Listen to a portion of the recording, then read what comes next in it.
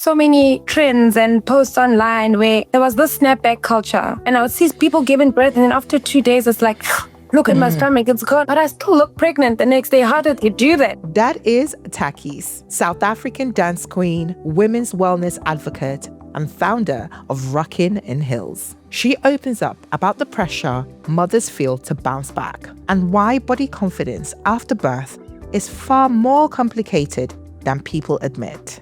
She just kept saying things like, yeah, I just want to make sure that I don't become fat and gain weight and all of that. And I was like, girlfriend, who have you been speaking to? In this episode, she breaks down what it means to raise body-confident girls in a world that teaches women to judge themselves early. By the end of this conversation, you will learn what it means to be body confident, how to protect your self-worth, and challenge the messages women are taught to believe about their bodies. I'm Ezinne Asinugo-Onyeka, and this is the Goodmother Series.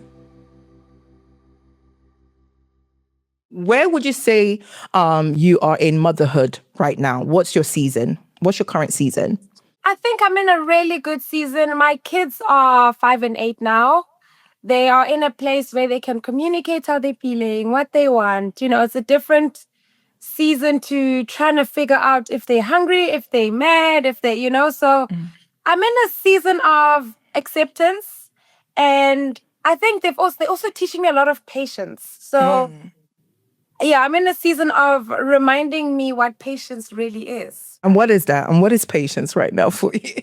Patience for me right now as a mother is, being present in whatever the moment is and listening, not rushing things. And I know with life, school run, it's so easy for us as mothers to, want to be in a rush, get your shoes on, do this. So, if things are frustrating you, patience gets out the door, So I'm learning a lot to be at peace and letting things be complete before I rush into anything else. And you have two stunning girls. Obviously, I have a boy, so I haven't experienced girl life yet. Yeah. What is it like juggling two girls, like behind the scenes? What does that actually look like for you? Well, you know what? I've got two totally different girls. Sana, who's 8, the oldest, she's more of a princess. She's more calm. She's more sensitive. She's more of the flower. And then there's my 5-year-old, who is just an energetic ball of, energy. And she's more rougher around the edges. She's more, more confident, more bold, more outspoken.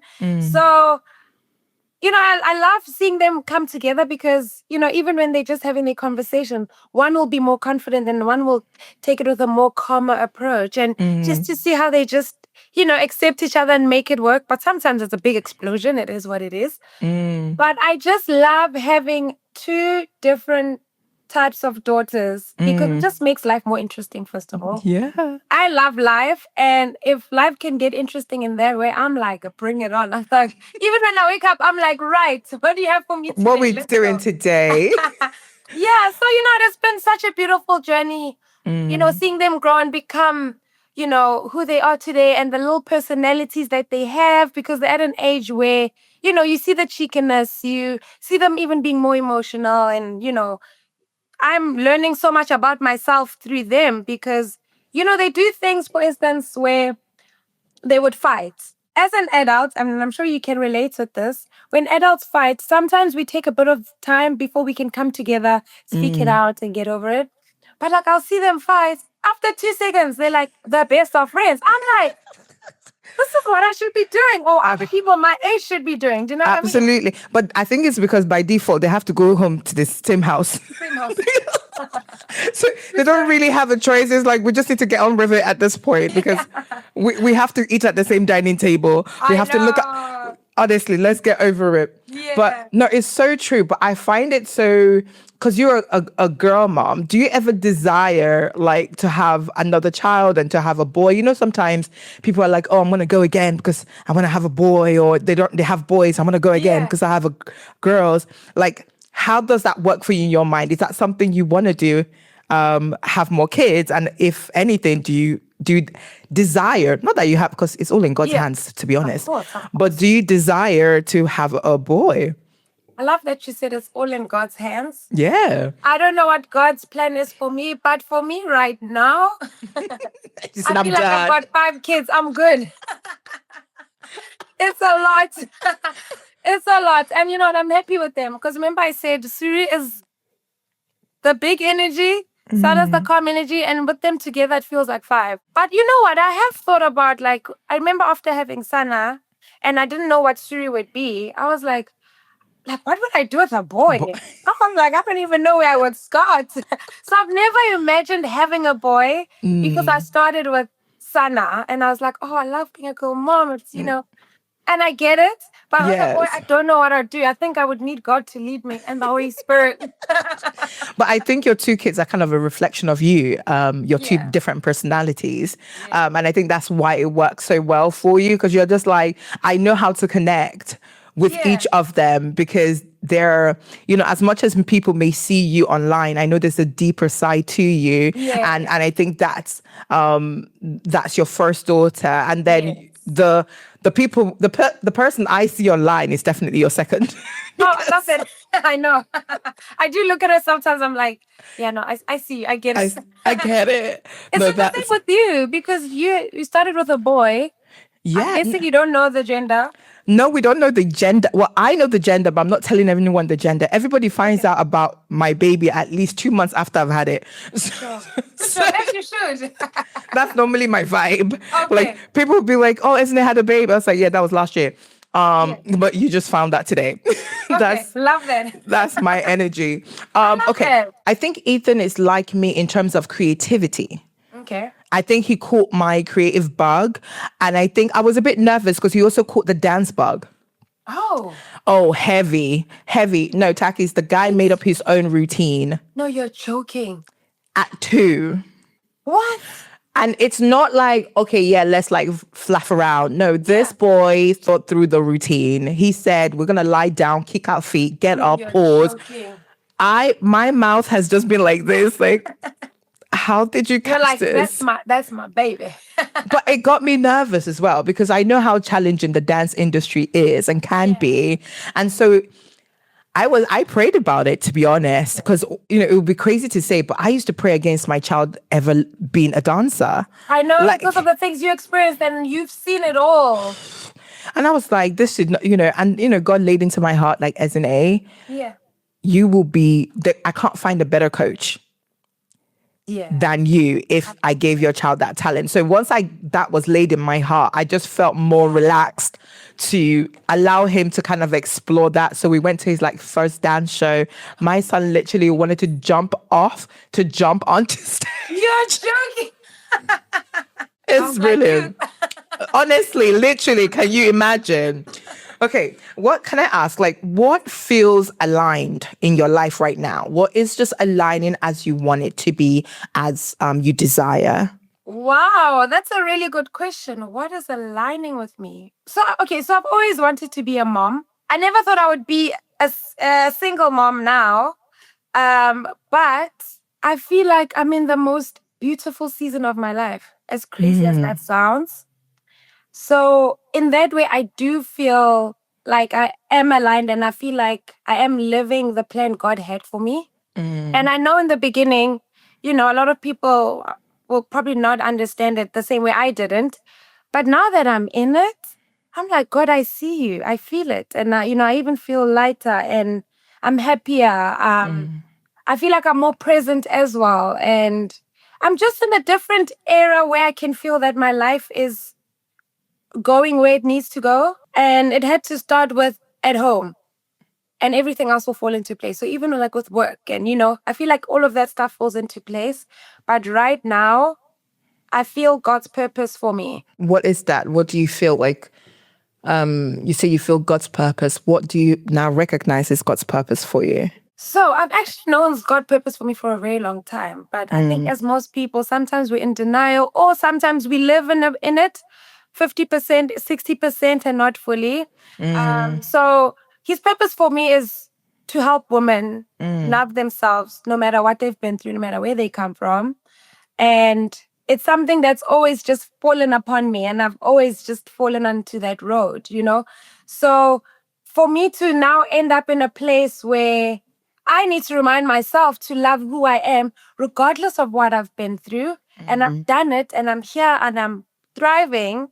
It's a testament of the purpose God has for me that I was able to get through based on that, if that makes sense. I see you, and you're such a strong personality and an advocate for women taking control of their lives and their body and loving it. But can I ask, like, what feels fragile for you right now as well? In terms of like my body? No, in terms of in general, like right now, as you're in your phase of motherhood, Yes. as a single mom, like what moments feel fragile that you're like, oh, I think it would be little moments of feeling like, what if I get it wrong? Or if I don't understand how, let's say, one of my kids are feeling, and, and I feel like I failed as a mom, it's hard to get back from that. So I think it's just little moments of failure, possible disappointment within myself, or if I don't get something right. Because I feel like with motherhood, we're forever learning every day. Every day is a different day. It's a different lesson. So yeah, I think my fragile moments are if I don't know what to do. How do I do this? I've never been in this. I've never had a 9-year-old, 10-year-old. What do I do? yeah, I want to get it right. And that's me. I want to get it right. I want my kids to thrive. I want to thrive as a mother. I want to keep growing, and I just don't want to get it wrong. yeah. But we do. It's just reality. Honestly, no one gives us a manual of motherhood. Like this is like figure it out for yourself. Yes, exactly. I'm sure you can also relate to that. Like, Yeah. you have a boy child, and from what I understand, boys can be energetic. They can one thing be jumping from the couch onto the next thing. You're trying to keep your child alive. Alive, honestly. But I'm lucky. I've got the most peaceful boy. My I saw God. him. Oh, he's so Peace. lovely. Peace and tranquility is what I have with Ethan. So I don't actually have I tell this story because it's so hilarious. We went to a friend's birthday and he saw the bouncy castle where all the kids like were attacking. And he was like, he looked at it and was like, yeah, no, we're not doing that. So he went he went to the baby section that had like the soft play ball pins. Yeah. So he sat in the ball pins and was just playing with the balls. And one little girl from the bouncy castle, full of energy, full of light, ran into the baby section and jumped into the ball pin. What did my son do? My son said, let me just exit from here. Oh, I'm getting out of here. He's like, I want no business in this chaos. Like, no business. Like, he said, nah. Honestly, it's the best thing ever. So I think, like you said, every child is definitely different, and you don't know what you're going to have, and you can't predict your experience. You can only just kind of live in the moment. Yeah. And for sure. Exactly. Yeah, you're right. Can only live in the moment. And I think that makes it difficult to parent as well, because certain things, we don't need a moment. We need a plan. We need to understand. Absolutely. Absolutely. No, I understand that. And I'm like, where to start? Where do I start? Exactly. Oh gosh. Okay, so I'm going to take you back to about 8 years ago, before you became a mom. Okay, what was your birth experience like? Do you remember? Giving birth to my first daughter? Yes. Oh, I remember it. So, do you want everything? I want everything. Okay, welcome. It's storytelling. Tell us all of it. Amazing. Cool. So, Sana came, well, my water broke at midnight, so she just missed her actual birth dates like by a few hours. My waters broke, but it's so funny. When they broke, I was in the bed and I was like, oh no, I think I peed on myself. Because I was like dozing off. But then again, I was like, I wouldn't be on myself. So I like started to smell it because, naturally you're like, what's that? Yeah. I'm like, smells like coconut. What? That can't be pee. And I'm like, oh my goodness, she's coming, And in my head, I thought as soon as your waters break, all system go, right? So now I'm panicking. I'm grabbing the baby bag. I'm like, I need to get to the hospital now. Rushing. I get there, I'm wearing like a pad, and I'm like, because I'm leaking, and I'm Yeah. yeah, this mama waddling in. I'm like, my water's broke. She's coming. They were like, ma'am, relax. I'm like, what do you mean? Isn't she coming? They're like, no, we need to check your waters. So I was like, okay. They check. I'm hardly even ready to get an epidural because I was like, I don't want no pain. Yeah. They were like, girl, chill. That the girl might make me chill. I even ended up trying to dance her out. I was chilling. They tried to give me injections to help, make the process go quicker. Girl, she took her sweet time like the princess she is. And then cool, fast forward to when I was ready to get the epidural. I'm scared of needles. Like, I don't Oh even want to see gosh. one. I will like literally like pass out. So I was like, please don't show me the needle. And they would like tell you what to do, bend forward. Every time I could feel the prick, I was literally doing Oh this. my gosh. Like that was, for me, that was one of the scariest things. And then you know what happened? What? She did it wrong because I wasn't feeling anything. So she had to do it again. I was like, no. Oh, no. I couldn't believe it. I was like, really? I mean, really? Me who's scared of needles. Anyway, everything's fine. Epidural worked. Then it was, almost time to push. So now I'm like, how do I push? And I was like, Doc, how do I push? He's like, no, don't worry. I'll, explain it to you. Because you also know, I think it's also a dancer thing. We want to know how to Do it. something. Yeah. Yes, so we understand. Is it coming from the core? Is it coming from my toes? What is going on? He was like, not having it. He's like, Oh gosh. as we go. Girl, he's like, push. So I'm pushing, but I still don't know what I'm doing. And you can see like nothing's happening. And then I pushed, but then I felt like an action. And I was like, okay, I'm pushing like I'm pooping, but it feels like something's happening. I'm like, clearly I'm doing it right. Girl, I pushed like I was pooping. And Sana came right out. Oh And I sweet. was like, you could have just said, like, Do a push like you're poo. pooping. So we know. Honestly, they could have made this so much easier for you. Right? She came out, I did have a few, I had a little bit of a slit, so she did cut me a bit because she came out with the shoulder like this. Okay. And I was like, So why are you bringing me out? Like, she's like, don't really have to come out. But yeah, other than that, I think the scariest part of birth for me was the after, because after they just leave you with the baby and they're like, you're the mom now. You figure it out. And I was like, what? Like even with like they helped me to try latch her.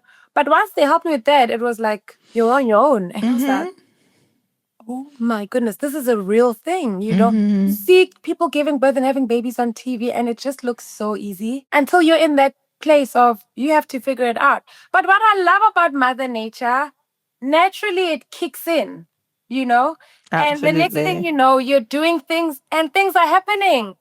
So I loved feeling scared and also having that power of, oh my gosh, I actually know what I'm doing. Like, Yes.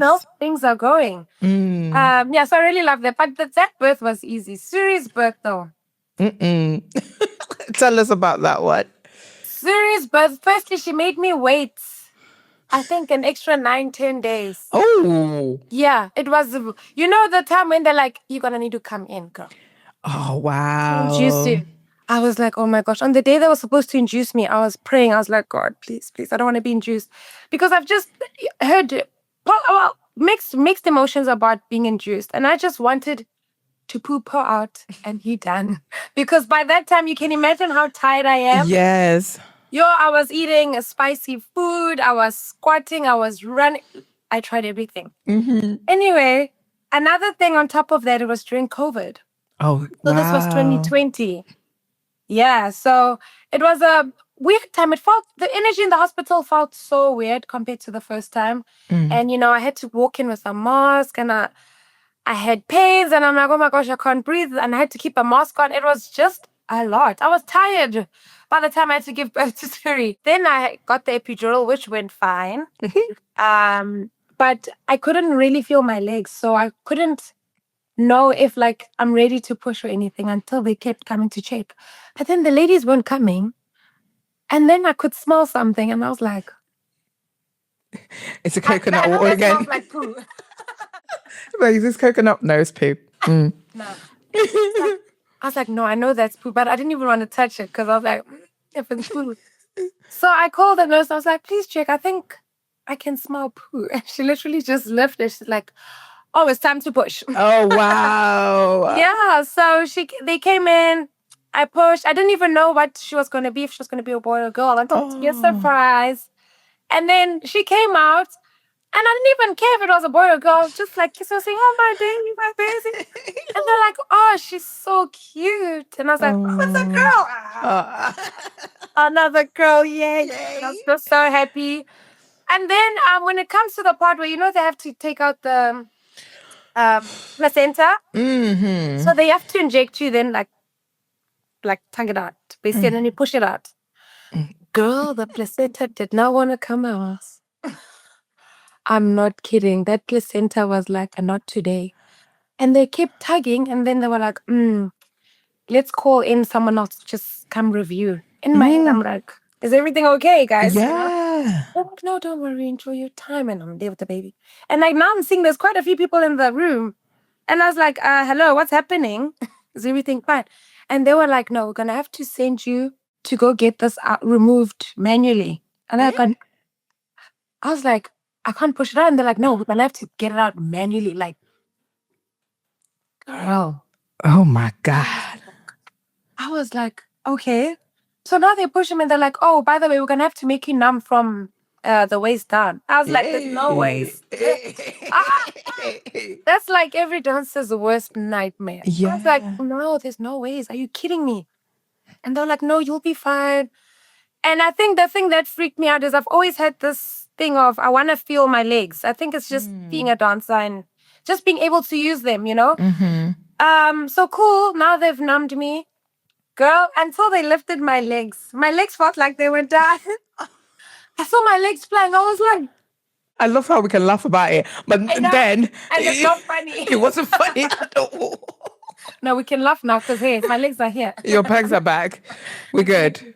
So yeah, that whole experience was just wild. And then the doctor literally had to get in there with his hand and like scrape it out. I was like, I never want to see that doctor again. Because I'm showing his view and then seeing me and then the thought of me with his hand up there. And I'm like, it's good, great. Thanks for your service. In fact, we've hit fourth base. Fifth base or 10th base.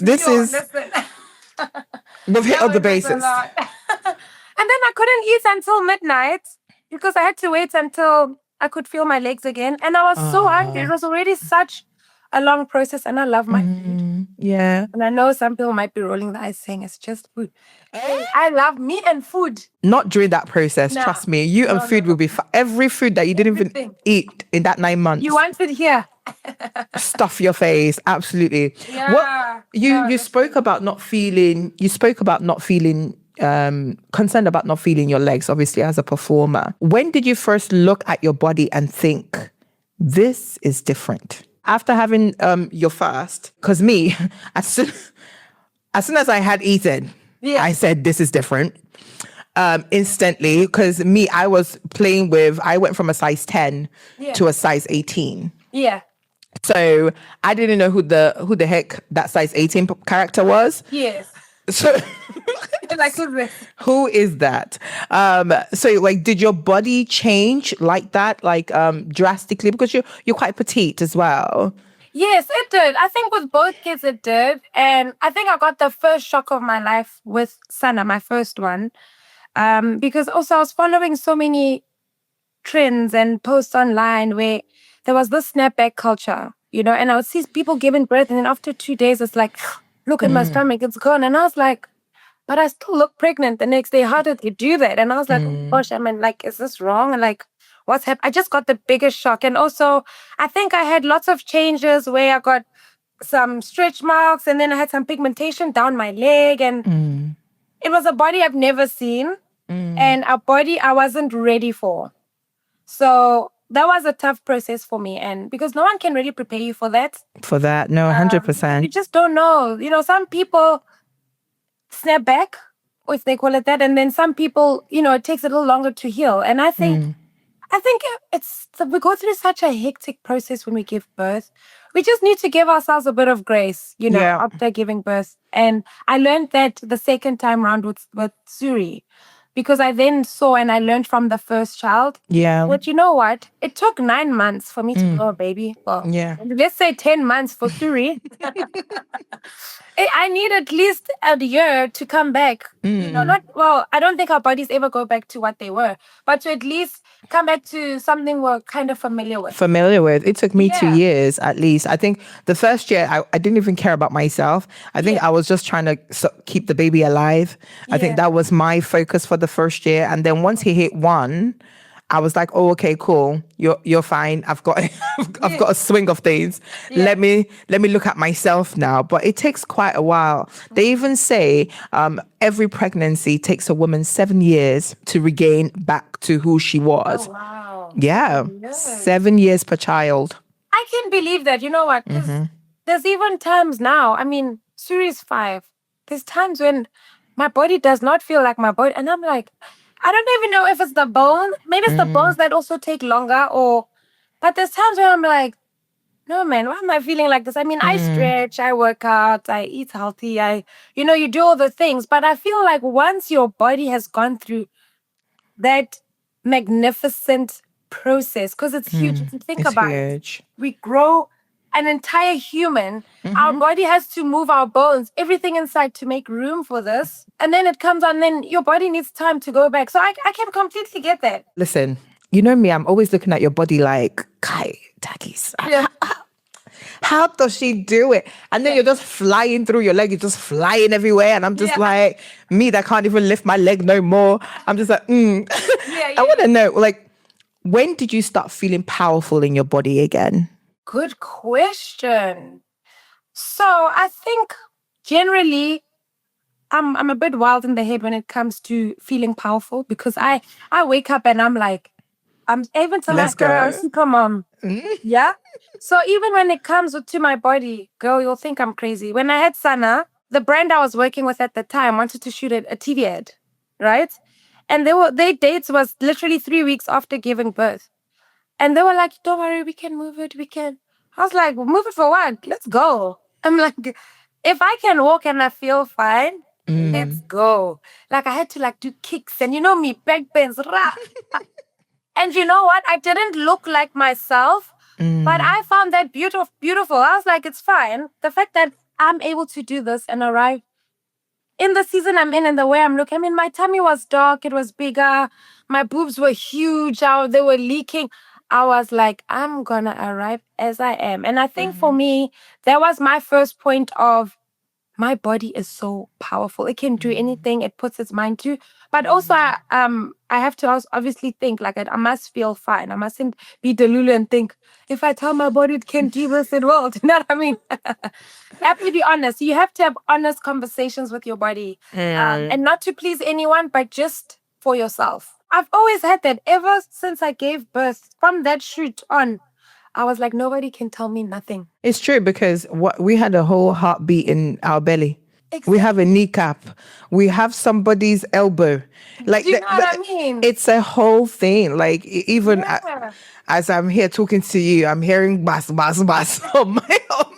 Like, girl, that's power right there. It's a lot. It's a lot. It's a lot. Power what you're doing there now as well. Sometimes I find myself like grateful to be a woman, because I think like we underestimate the skill that, and rightfully, as you said, the power that we have, and sometimes I'm a bit jealous of men, and I'll be like, oh, I wish you guys were pregnant for 3 months at least, just three months of pregnancy, so you know what it feels like. But in hindsight, like I wouldn't trade this experience for the world, or at least mine. I know some people have some experiences in pregnancy that me, I don't even want. Of course, yeah. Oh my goodness, the stories, all our stories are wild. If you think about it. Do you think your body is powerful now that you're carrying a baby, or do you have a different experience when you had Ethan?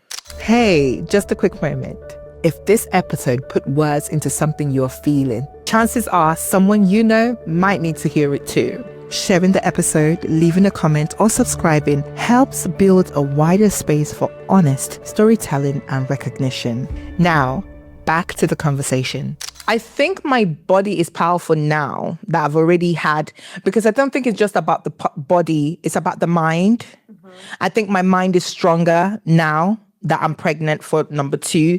I think pregnancy number 1, I think I was a bit just confused half the time. Okay. Like, I was confused because there were just so many things happening, so many experiences. But with this one, I feel like my mind is stronger. And so naturally my body is stronger. Like I can tell my body, okay, we're doing this, and we're doing it, you know. While before my body is instructing me, isn't it, go and lie down? I say, yes, let me go and lie down. Okay. Oh, I love that. Let me go and chill. Okay, I want to ask, like, did motherhood, would you say that motherhood made you softer in your body or harder on yourself? Oh, that's a beautiful question. I think motherhood has made me softer, but also at the same time, I can be hard on myself because I want to get it right. So I think it's a bit of both. How did it make it softer for you? I think when you have these I'm thinking of my 2 little girls. I see them as my little shells of eggs. Yeah. I love eggs. If anyone drops my eggs, you know, Yes. and that's how I see my girls. And because I carry them with so much gentleness and love and, you know, protection, I have this side. Because I think when I was, you know, single, no kids, and I was just going about life, I didn't have the soft side of, you know, even just things of, I need to take care of myself because I've got these 2 beautiful girls who are looking up to me, you know, or just being more mindful of, you know, the things I do, the work I take on, you know. I've just become more, I guess, more intentional as well. Yes. Which I love. And I think when you're intentional, you have to also sometimes come from a soft side. Because you have to do it from a place of love as well. And I think that's what motherhood has done for me. Whereas before, I would just do things just for doing things, or do things and not having to think of, oh, if I do it and it doesn't work, I don't need to worry. I'm not taking care of anyone, or, you know. Yeah. But yeah, that's a beautiful question. But I think it's a bit of both. What about you? Did it make me softer? It made me not harder on myself, but more strategic with how I do things. I think similar to you. I think once we become mothers, there's no time for nonsense. Like my patience level is under the ground. Like I can't.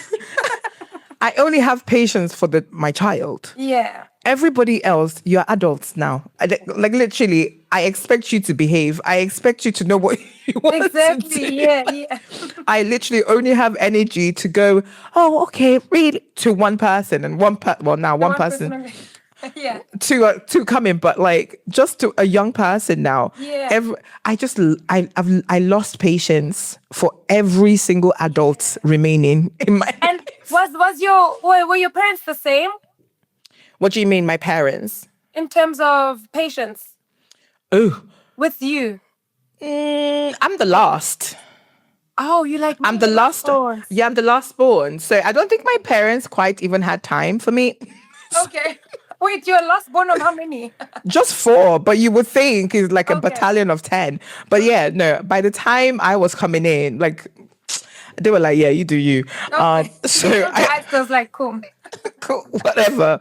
Okay, when did dance stop being? Because obviously I started watching you when you were in South Africa, and I think you were doing a project called Rockingnheels. Yes. That's actually when I was introduced to you online. Yeah. I don't know if you knew that. But yeah, and I loved what you were doing. I was like, oh, this is so much fun. I saw you more as a performer, not just a dancer, because you would light up that dance studio as if you were on a stage with 5,000 people. Of course. That is my happy place. Honestly.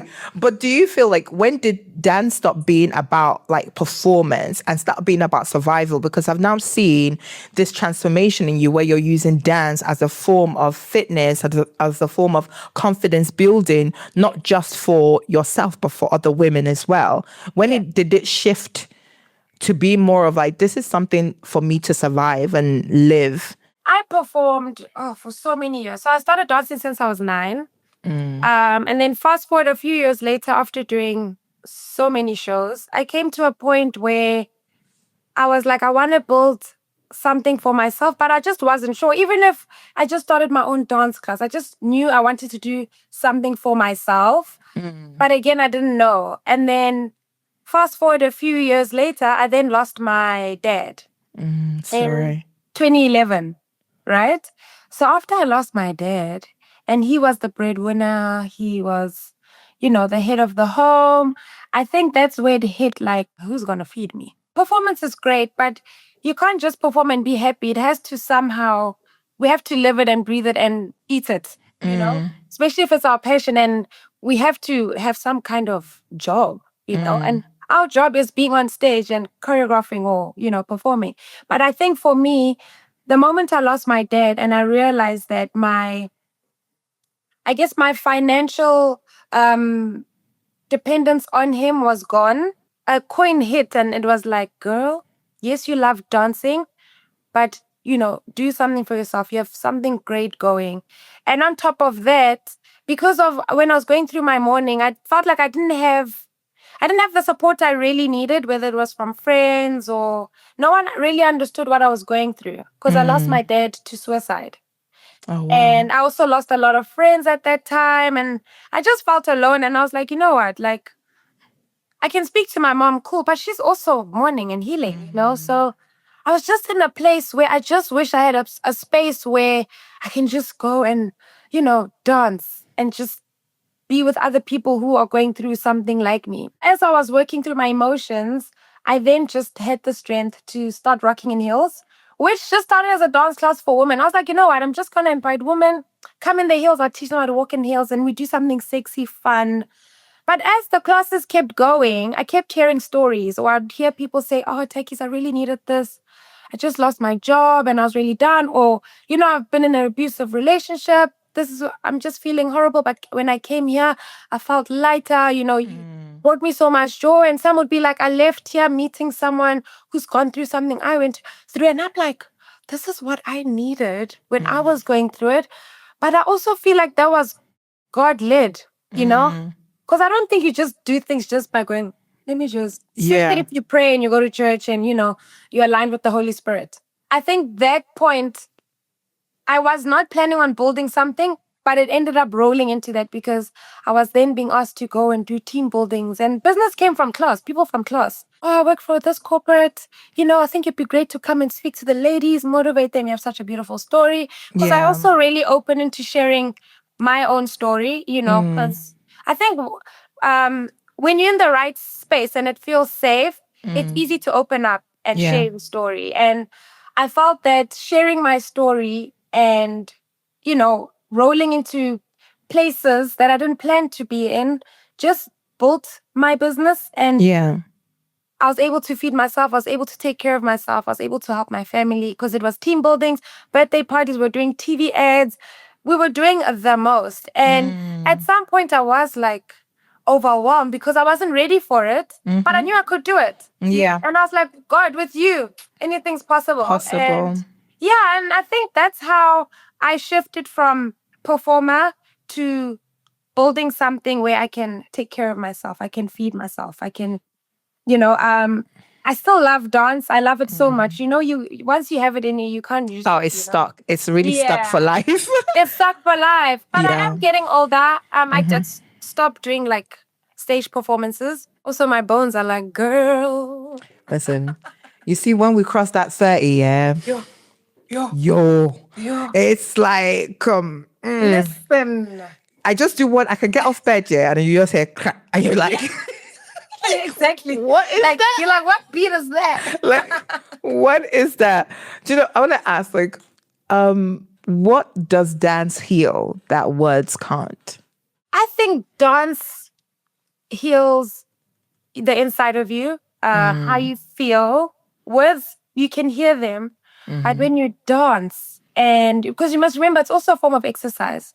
You feel better. The endorphins are working, and and I feel like with dance, you can express things in a way where you can't speak them. And sometimes, you want to express, but you don't want to talk. Yes. But when you dance it out, you're like, whoo, I feel so much better. I think sometimes for me, it's like a release. I feel like when people are talking to you, like you're not releasing, you're absorbing. And I feel for me, dance allows me to like release and communicate from inside out. Exactly. Yeah. And I love it because there are some certain things that you don't even want to bother with going back and forth with someone with, because we, as people, we all look at the world differently. And sometimes you might express yourself to the wrong person, and then they'll come back with things that you didn't really want to hear, or that you didn't really want to go there. And then you just end up being in a place of frustration. But with dance, when you just dance it out and you feel it out and you think it out and you cry it out or laugh it out, or it's just such a beautiful feeling. And, there's times when I'm feeling down and I don't feel like talking, because I usually journal. I like journaling. I journal at the end of every day. I say, hey, beautiful. And I speak about my day, everything I've Nice. done. But there's times when I just don't have words. I will look for a song and I'll just move. And I'll feel so much better. If everyone listening hasn't realized, my good sis is definitely not from the UK. Nope. Oh, She's definitely from the South Africa world. Do you understand? So obviously you're now in the UK. When did you move to the UK? Were you pregnant? Like, what was happening in terms of motherhood while you were moving into the UK? So when I moved to the UK, Sana was 1 and young. she was almost 2. And I was pregnant with Suri. Oh my goodness, that's a story. When I moved here, end of 2019. Girl, as soon as I landed on these streets of the United Kingdom, I was pregnant. I was not registered to any doctors, none. Oh, wow. Did I not start bleeding? I was 12 weeks pregnant. Oh, gosh. I was like, oh my gosh, if I was in South Africa, I can go to any hospital. They'll help me now. But here, the rules and regulations. You need to be registered. Come back in 2-3 days. I'm like, ma'am, I'm bleeding. Yes. I have no time to wait. I think I was just so confused at the fact that I'm bleeding. But they were just so calm about it. Maybe they knew something I didn't know with women bleed when they're pregnant. But from what I know, because before I had Sana, I had a miscarriage. Oh. So I know when you see the blood when it's not time. Yeah. Sometimes it's not good news. And I know for some women, they bleed throughout their pregnancies, different stories. Yeah. But I had never gone through that. But I was like, why when I step down here, things are just different. Yeah. I was like, is it the air? Is it for us? Hang on. Yeah, so when I got here, Sana was almost 2. I was pregnant with Suri. I mean, it was exciting, but at the same time scary, because I lived my whole life at home. I left my mom, my brother, my family, and I was just in this new place, and then I was going through, the most outrageous things with my body. So I was frustrated when I moved here. But at the same time, when you mother and you go through things, sometimes we have to hide the frustration so that I can still be there for Sana. Yes, absolutely. So I had to hide a lot of the worry, the anxiety I had. So yeah, it was a very difficult time for me when I got here. But when I eventually was able to get a scan, I think it was like 5 days later, everything seemed to be fine and I was okay. And I was, When we think about like the medical system, what is the major difference between delivering in South Africa versus delivering in the UK? I think there's pros and cons with both. So firstly, the NHS is great. I gave birth for free. I didn't have to think about paying for a bed. You have to pay for a bed in South Africa? You have to pay for medical aid in South Africa. So it's like paying for private. Okay. So if you're going to give birth in a really nice hospital, you have to pay monthly. Oh, wow. And then also when you pay for epidural, you pay for any extras that you get, girl, you get a bill at the end of it all. So what I loved about here, I was like, oh my gosh, I walked in, picked up my child. And left. Yeah, brillianto. Don't worry, they're charging you secretly, but they're charging you through tax. Yeah, exactly. You're paying. But it's not as insane as, because I know some families in South Africa can't afford giving birth in hospitals they want to give birth in. And I think the other difference is the service. So in South Africa, depending which nurse you get, I think they actually really, really lovely. I had a lovely experience with Sana. And, you'll have 2 to 3 midwives around you, like you'll feel safe and sorted. And what I felt here is it's almost like they're working with their eyes closed, like I already know one will come out, one will go, and like they know what's happening, but I don't. So I found that a bit tricky in the beginning. I was like, okay, maybe this is how they work here. It's just on like some go, go, go, go, go. Yeah. Cool, next baby, let's go. Whereas I feel like I was more nurtured in South Africa.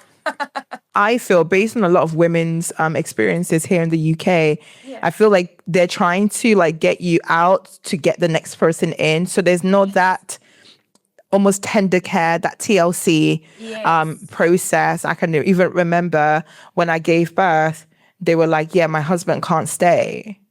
And I was like, I had a cesarean. Who? You need someone to help you up. Nobody. But what is the reason? Why can't he stay? Because he's not you. Exactly. That's wild. It was so crazy to me. Even my husband was like, what do you mean I can't stay? Imagine, it's my baby. You're like, what? But I would have even been okay if I had like a natural birth. I had a cesarean. So I'm like, I've just had a major surgery. You want me? I had to be up on my feet literally in 12 hours changing baby's nappy. No help. You need that support. But they're gone. They're on to the next mother. They don't even care. Oh my God. When I tell you, they do not care. I forgot, this is so silly, but I forgot other people were giving birth on the same day as I was giving birth. Don't ask. Yeah. Actually, I think all of us. I genuinely thought I was the new mother that day. So I remember lying in, and Ethan has always been so chilled. So he never cried as a baby like normal babies. Yeah. And I'm lying there, and all I hear is like a symphony of crying babies. Wah, wah, wah. I was like, wait, other people had kids? What? What's happening? What's happening? And then, because I was like ready to sleep. Yeah. None of these, no child slept that night, apart from Ethan, bless him. Yeah. I got up. I was so frustrated because I'm like, okay, I went to one of the staff and I was like, who's going to help these women? How can't you just help them? They were just looking at me like, you're definitely new to this. I'm just like, yes. Oh, you would have loved giving birth in South Africa. Oh, please. They'd be like helping you. Is that child okay? He's crying, Honestly. Bless South Africa. Listen, Takkies, one of my favorite things about you is just how stunning you are. And I'm not talking about from a personality. I'm talking about physical stunning. You're a fine babe. Stop it. I like it. Thanks. But, okay, you mentioned earlier that you're now single parenting. Yes. What does loving again look like when you're raising daughters? Girl, I've been dating and I love it.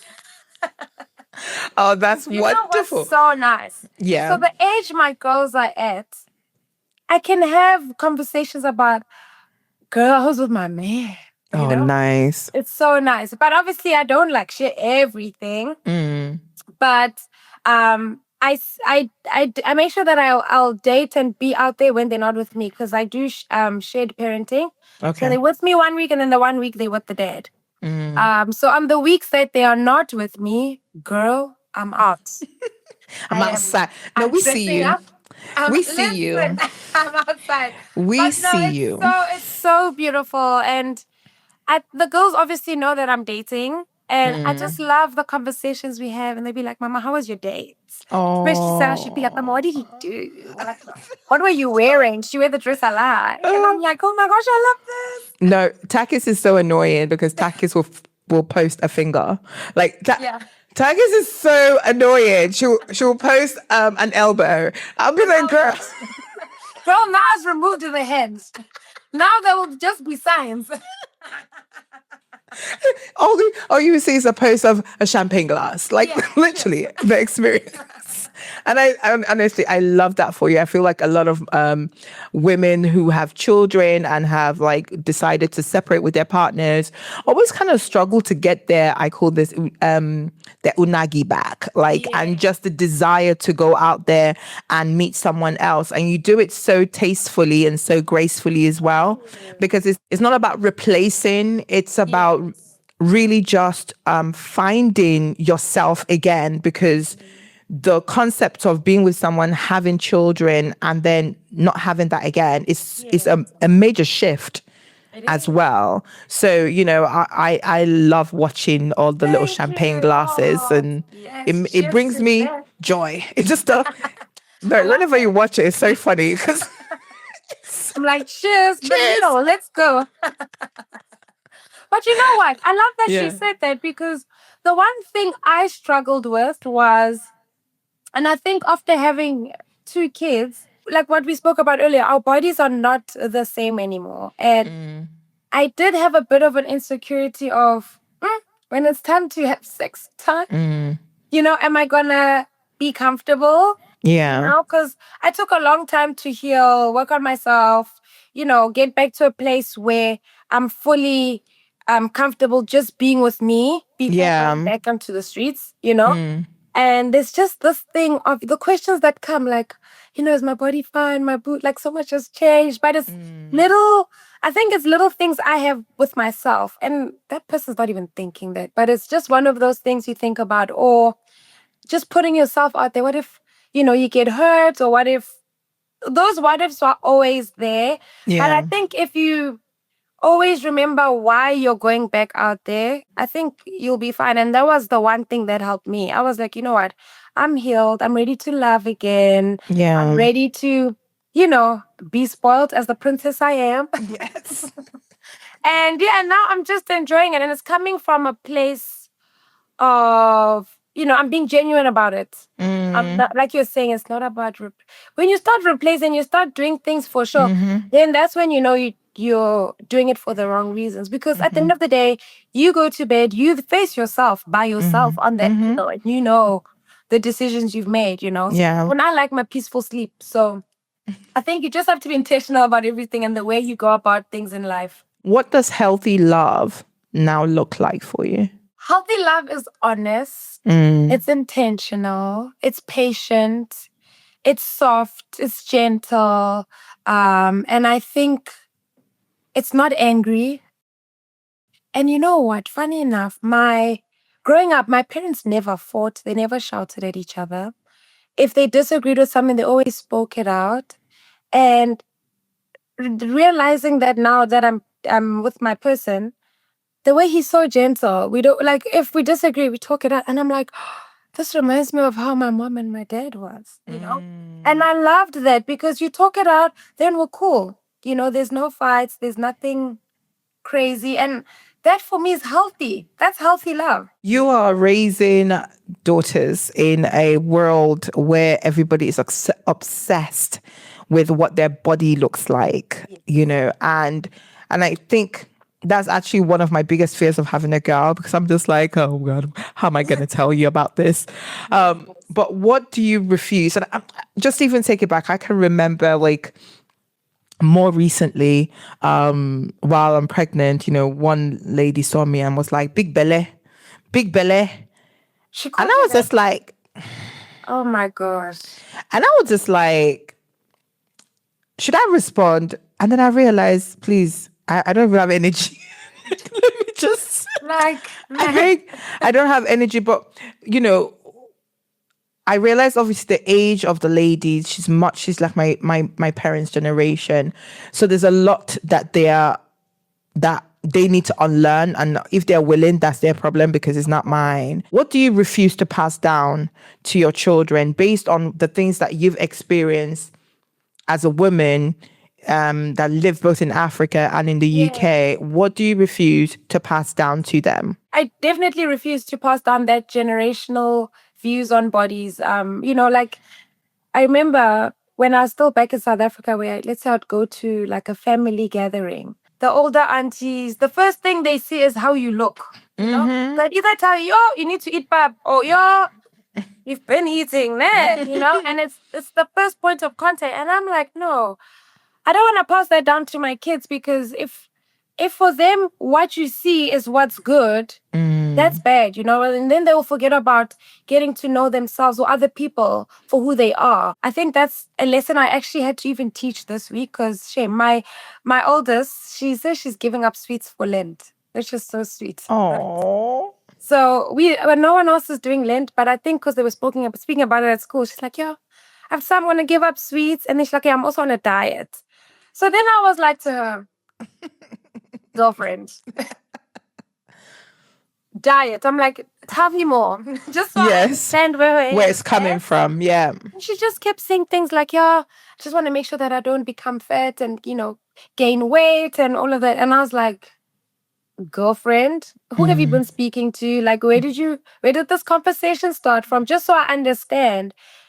The things they speak about at school, the work I'm doing here at home because of the conversations there is wild. Yeah. So I just had to have a conversation with her and say, okay, I understand that, you might have been in a conversation where you felt funny about your body, or you felt like you had to look at your body more intently than you naturally would. Yeah. But I had to remind her to say, the most important thing about you is who you are, that you lead with love and kindness to other people. And I said, there's nothing wrong with your body. And I even said to a girlfriend, I'll tell you for free, our bodies change every day. Second. Every day. You won't even be able to keep up. I'm like, you'll be exhausted. Then you try keep up with that. And I said, that's just a woman's body, And then she went into the conversation of, and then is that why you have boobs? And then that was like a whole different conversation.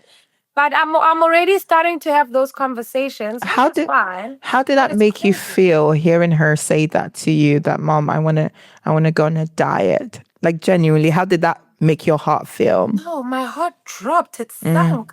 Because my first thought was, did someone tell her something bad about her body? And, then I was like, okay, I'm going to have to do the work now before she gets to a place where, she's 8. Yeah. She's 8. She doesn't need to be worrying about if she's eating chicken wings or sweets or, she should be worrying about being happy and healthy. And that's what I said to her. I said, you need to be happy and healthy, and that's the most important thing. And she was like, yeah, okay, I'm gonna eat my broccoli. I was like, yeah, girl, the way mama cooks for you, we're good. That's all that matters. But it really did break my heart, because I don't think at her age she should have to be having those conversations in her head about her body. Like, yeah, no, absolutely. I think that's what even scares me the most about like children just growing up in the society. It's like you can't protect them with everything. So we have a lot of work to do at home. I think this is why a lot of people lean into homeschooling. Yes. As well, but I ain't got that time. So. But also the way you work. I said, just we go to the school. It's okay. I'll do the training at home. I'll come back. Do it at home. But there's no time. There's but no time. We have to make time, because if we don't make that time, can you imagine where society will lead our kids because of everything that's out there? Absolutely. No, 100%. Yeah, we need to all stay up top of it. I think it's just harder because they spend majority of the time in school. And so, and majority of our time is spent. And it's just the way the system is created. We have to work to provide, and they have to be in this school, which don't ask, like, I believe school is an institution of chaos. Like, if I didn't have to work, I would probably do homeschooling for sure. Like, it would be a staple thing. But we have to go and make money, so we have to. We have to. And Shame, I think the teachers are doing a great job. I just think as parents, we need to do better. And I'm saying we as a collective, because the things our kids speak about, they don't just pick up from anywhere. Everything starts at home. So the conversations we allow in our home, or the way we navigate certain situations, they show in the kids at school. So I have to now continue working on my girls, which I've done since they were young. I'm like their biggest. I'm actually anyone's biggest hype girl. I will hype you until you are like, you know what? Nobody can tell me Nobody can tell me nothing. nothing. Yes, because you know what? We are special the way we are. No matter what we look like, no matter what we've been through, actually, everything that we've been through defines and, shows who we are and what we've been through and what we've gotten through. But there's nobody like us. There's no one like you. There's no one like me. Even if someone tried to copy paste, they would never, and I think that's something to like scream about. I'm me and I'm loving it and I'm gonna, gonna scream about it and tell everyone about it and be like, listen, I'm cool. Even people come to my class. And you know what? My Ama Piano dance class is actually one of the spaces I'm also really proud to have created because I've created a space where people from different parts of the world come together. They all have been through different things, different upbringings. There's moms, there's, people who want to be moms, there's people who want to be in business. And I've seen people connect without even judging each other from, you're like this, or there's none of that. And I love that. And I feel like the world can be like that if we can create those safe spaces like at home. Exactly. And once people go out there, the world would be a beautiful place. Really beautiful place. Honestly, you couldn't have said it any better. Okay, Takkies, we're going to move on to my favorite part of the show, which is stop doing that. What is something that people say that you need to tell them to stop doing it? What's your pet peeve? My pet peeve is when people are negative towards themselves. When they say things like, oh, I really hate myself right now. Or, oh, I really hate my body. Oh, I really hate it when, like, negative talk. Girl, I'm like, I can't. But then I'm that girl who's like, okay, no, we don't do that. Or if someone says, I can't, I'm like, there's no can't in my vocabulary. What do you mean? Yes. So even like when I'm teaching, someone will be like, I can't get this step right when I'm like, no. Let's rephrase the sentence and start again, Yes. So anything negative, I can't, I hate this, just anything, I just can't. I'm just like, no. Okay. What about you? What's your biggest pet peeve? I have too many to even comment. So yeah, there's a lot. There is a lot. Okay. Okay, so one pet peeve of mine is people not minding their own vagina. See that? I'm gonna just hold it there because fine, that's enough. Yeah, mind your vagina because I can't come and shout. I love like mind your vagina. Okay, so we have some moms who write into us and we have some questions. This is not to advise. This is more like, what would you do in that situation? Okay, so here goes. My husband doesn't look at me the same. I had 2 babies and my body is different. My stomach is softer and my breasts are different. I don't look like I used to. My partner hasn't said anything cruel, but he doesn't look at me the same. He doesn't reach for me like he used to. And now I avoid intimacy because I feel exposed. I miss feeling desired. My question is, how do I feel sexy again when I don't recognize myself? You know what? I think the first and most honest thing you can do is bring it up and speak to him about it and say, I've noticed that you don't see me the same, and also I would tell him if it was me, I would tell him and say, this is how I feel about myself after having kids and how I feel about my body, and see how he feels and if what she's thinking is what he's actually thinking. Because sometimes we might think, oh, maybe he's not looking at me, or maybe he might be tired, or he might be thinking, my wife needs to rest, and it might be that look, So I think it's so honest to have honest conversations. And then for you to feel sexy again, you have to do work on yourself. Firstly, by accepting the change, as hard as it is. You have to do daily work and just loving your body, touch it more, feel it more, be more familiar with it. Look at it in the mirror naked. Yeah? Also, eating healthy, exercising, do the things you used to love again, things that brought you joy, things that made you feel powerful. You have to do all those things, because once you lose sight of the things that brought you joy that you don't do anymore because you're a mom, that joy also, that spark goes off in other places, like intimacy. And then for intimacy, to keep things fun, bring up games, switch it up. You don't have to have sex the way you made a baby. Bring out a sex game, have cards, have a dices, but I buy lingerie that makes you feel good. Yes, your body might not look the way you used to, but that's fine. You find something that will fit it the way it is now. Something sexy where you're like, oh, that's cute. Something with a bit of lace, red. I feel like we can work towards loving ourselves again when we feel like we've lost ourselves. Because if we're being honest, we're not going to go back to who we were before the babies. I promise you guys, you're not. Unfortunately not. No. Even with It's me. better just embrace it. Yes. Even with me, I had people who say to me, oh, Takkies, you've gone right back. I'm like, girl, no. You don't know what I was before. You might see me in clothes and think, I'm back to.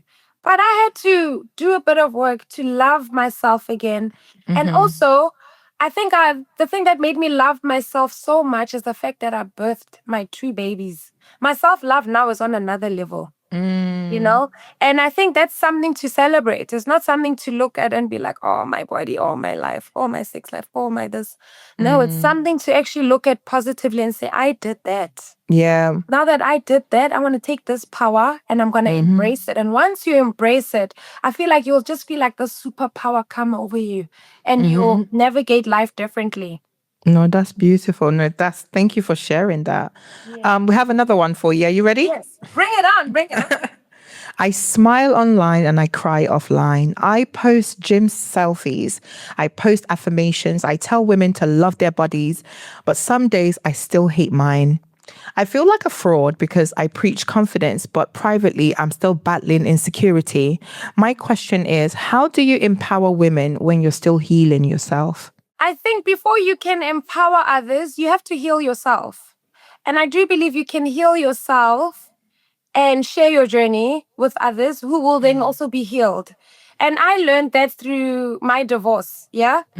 I was going through a divorce and I was smiling online. No one knew what was going on with me, but there was on my journal. But that's how I was like relating. When that's, I was like, oh, do you have a note in my journal? Because I felt like I had to show up as what I was showing up for other people. And I felt like I had to put my feelings aside, which was the wrong way to go about it. But that is why I was also grateful for having my safe space of friendships or my mom, where I can actually speak out and they know everything I'm going through and how I'm feeling. And but I think if you can empower from a place of honesty, I think that's the way to go about it. As hard as it is to stop and want to continue empowering, you matter before anyone else. Because if you're not okay, how can other people be okay? Be okay. That's fantastic advice. And no, I don't have your journal. Legit out of my journal. I don't have your journal.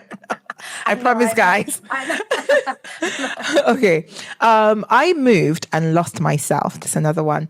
I relocated while pregnant. I left my job, my friends, my identity. Now I'm just a mom in a country where no one really knows me. I don't even recognize the woman I used to be. My question is, how do you rebuild yourself when everything familiar is gone? Good question. So I feel like if everything familiar is gone, I'm taking myself back to when I moved and I left everything. I think you have to remember what brings you joy. What do you love doing?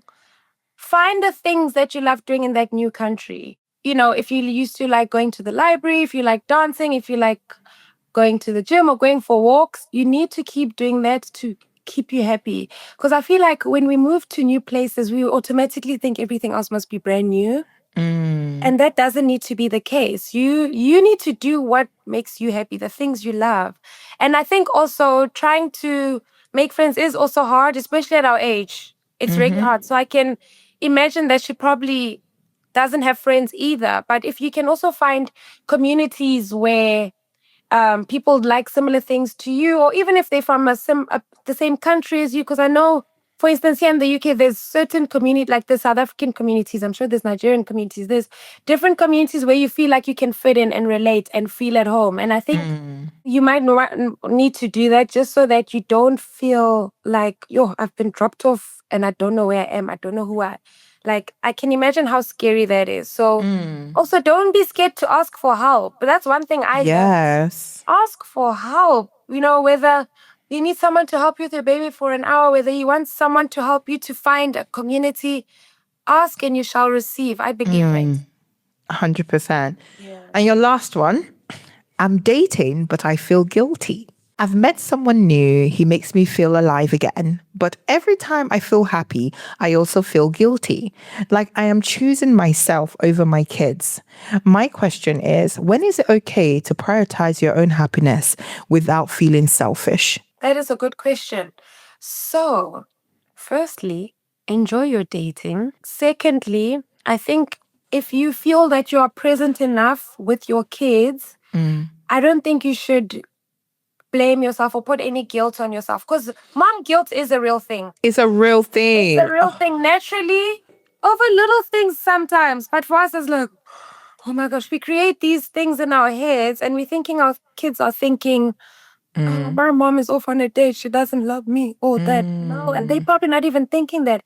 As long as you're giving your kids 100% love, and when you're with them, you're 100% present, I think you're fine. And that's why I started with girl, enjoy dating, and mother to the best of your ability. And also, I think if your kids are at a age where you can be honest about motherhood and you being you, I think that's a really important conversation you need to have, because I feel like a lot of moms are scared to tell their kids that I'm also me before being a mom. Mama has a work life, mama has a friendship life, mama has a mom life as well. And I think it's important for kids to understand that. And I think once they understand, they'll then be like, oh, okay. Yeah. That's the thing. And that I think will help with your guilt as well. Guys, honest conversations, best thing with yourself and people and kids. You're Very lucky. and I think something a lot of people underestimate is the power of children seeing their mothers and their fathers happy. I think people think like, okay, this is my personal observation. Everybody may not think like this, but like if you were in a home where you're together and you're not happy, the children feel that energy. It becomes an almost like a disservice to them. Sometimes people don't understand that the benefits of children seeing their parents or their mother or their father genuinely happy, it actually has an impact on them. And happiness is also part of that dating life. I know if I was single, I will 100% date so that my children can experience a positive version of me. Because if there's no one pouring into you, you have all this negativity just floating around, and the people that will receive it will be the kids. Exactly. That is so true. So you need that outlet to work on yourself and have fun and enjoy your own company outside of children. Listen, hanging out with children 24/7 can do a number on your brain cell. I feel like you need to also feel like the woman you are or the man you are, or or you have to have time by yourself. Fill up your cup, like you're saying, with things you love doing, or if it's you seeing the person you're dating, or if it's you just deciding, you know what, I need a nanny just for 2 hours. I want to go watch a movie by myself. That's okay as well. Yeah. And also take your time. I think there's no rush to merge your dating life with your home life at the moment. There's no rush to it. It's always just take your time, but more importantly, enjoy it. Because I think like I enjoy married life. Yeah. But there's a sense of like single life that was much more fun. And I think it's not like there's something about when you're married, there's routine. And you almost need to forcefully, for a successful marriage, snap out of it and actually start doing things that you would have done as a couple while you were dating, just to kind of keep the flame alive. Because I remember the first year, I was just like, is this it? You're like, nothing else. Nothing else? Is this what my life has become? Yeah. And I had to take it and I was like, yeah, babe, we're going out. Yeah, we're doing this. Yeah, I love that. So you have to take control of your joy. within marriage, and also your joy, even if you are divorced. Joy is so important because it really impacts the children a lot. Yeah. No, it definitely does. What has been like the most lovely thing your children have done for you that you're just like, Oh, do you know what? My girls, they have such big hearts. oh bless. They do little things that I don't expect. You know, things like, coming home with a flower, saying, Mama, I thought of you. This is what I'm like, oh my gosh. Or they'll write little notes and they'll put it under my pillow. And then when I say good night, they'll say, we left your present under your pillow. My God. And it's like, we love you, Mama. You're the best mama in the world. And this hearts. And I'm just like, oh my gosh. And it's things that, they do it at a time where you don't expect to hear it. So when you see it or hear it, it's like, oh my absolutely. gosh, yes. And then like even things like when it's Mother's Day, they'll like, because now Sana can use the kitchen. She knows, she's like, I got this. They'll make me stuff. They'll make me food. They'll make me snacks. Oh, my girls have such big hearts. But I think what I really love is the little moments that they leave around the house to let me know that they're thinking of me. Or they'll take me on, they'll say, Mama, go on a scavenger hunt. They'll write out a little scavenger hunt. Oh, nice. Go to the kitchen, the second drawer, and then I open, and then it's like a heart-shaped piece of paper. And then there's something else around the house. The most cutest things. Oh, that is so sweet. What about you? What's the sweetest thing Ethan's done for you? Oh, he's done 2, which has literally melted my heart. This was when he was really young. And funny, you never forget certain moments. Yeah. I remember I wasn't feeling myself, like how I looked and stuff. And this time I kind of made an effort and I dressed up. And he walks into the room and he looks at me and he goes, wow. Listen, girl, I literally wanted to start crying. No, stop. Literally wanted to bawl my eyes out. It was just the sheer admiration, the sheer love. Like it was just so honest. Oh, I love it. It was just so beautiful. And then this morning, it was just hilarious. This morning, we're getting ready for school and he hugs me and goes, I love you, Mama. And I was like, I love you too. And he looks at me, grabs my cheek and gives me a kiss. He is so sweet. Like I say, whoever ends up marrying my son, listen. Oh, wow. You are going to be enjoying that life. Because he is just so aware and so sensitive and loving as well. Yeah, super loving kid. I thoroughly enjoy it. So Takkies, you are a mum, and like many things, you've shared so much with us today, and I'm so thankful. But it's time for us to support you. Okay. What is it that you're working on, or projects that you're doing that you like to share with us so that we can also support you in your endeavors as a mum? Oh, I love doing bits in the supporting the mother. Yes. No, I love that. So I think for me, the biggest support is, wow, okay, cool. People must keep coming to my piano class. I know it's already there. Yes. Every Saturday, Bay Studios, 10 a.m. All right. Yeah. And then anything I share on social media, because I do have a few things on social media coming up that I can't announce yet. But if you see that I need someone to subscribe or, join in the movement, I would really appreciate it so much. So yeah, follow me at Takkies7 on Instagram, TikTok, all of them. And then I think the biggest thing you can support me is being great in the world. Say kind things to people you walk past. Say hi to people you wouldn't normally greet if you're in the same setting. And I think just spread love, because my purpose here is to bring joy to women and people in this world. And if I could spread it through you guys and everyone else, I would love that so much. No, that's wonderful. And she really does mean say hi, because I remember that content you posted, how nobody greets in the UK. No, they don't. Greet.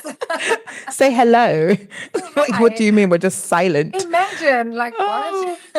So, Takkies, you're going to help us wrap up the show. We wrap up the show in the same way every time. We want you to finish the sentence. Are you ready? Okay. Takkies. A good mother is A present, intentional, honest human. beautiful. Thank you, Takkies, for joining us. Listen, I love it. She said, "Piao, piao, piao." Yeah. I was like, present, honest, intentional. Let's go. Let's go. No, No, thank I you love so it. much for joining Thanks us for having me. and for being so open and so lovely. It's just been a pleasure to talk with you. Funny enough, we've never talked this deeply before, and I just feel like I know you so much more.